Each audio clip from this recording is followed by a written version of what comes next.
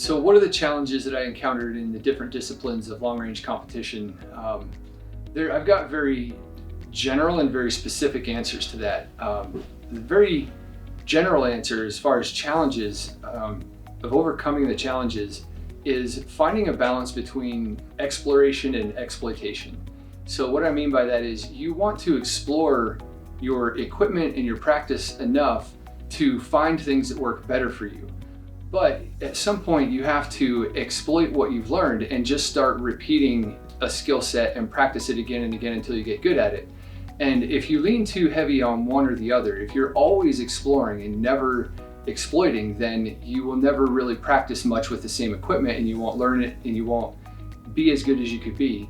On the other hand, if you don't explore enough and you just never change what you've started with and you're constantly just exploiting the same beginner level things, then you also won't reach your maximum. So in general, it's a matter of exploring and exploiting and balancing those two things so that you really converge on the things that work best for you.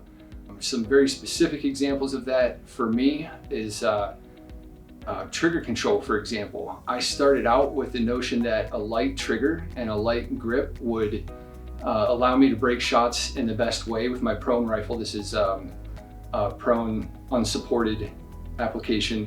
And so I shot that way for years. I never really explored another way of doing it because, light triggers go on target rifles and that's how it works.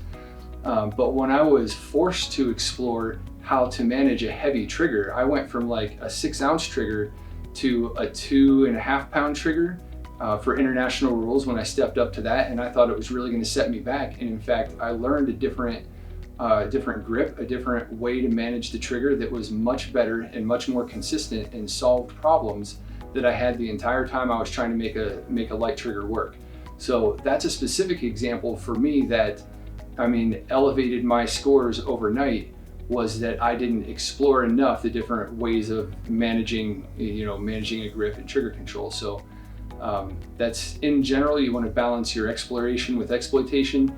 And if you think specifically about the things you're doing, you can probably strike a better balance. There's probably hand loading is one example of things that, in my opinion, people explore a lot, way too much with. I think most hand loads are good enough way before the hand loaders think they are. And so they just continue exploring different loads, different bullets all the time. When in fact, if they were to converge on something and stick to it and get to know it, they would do a lot better in the long run.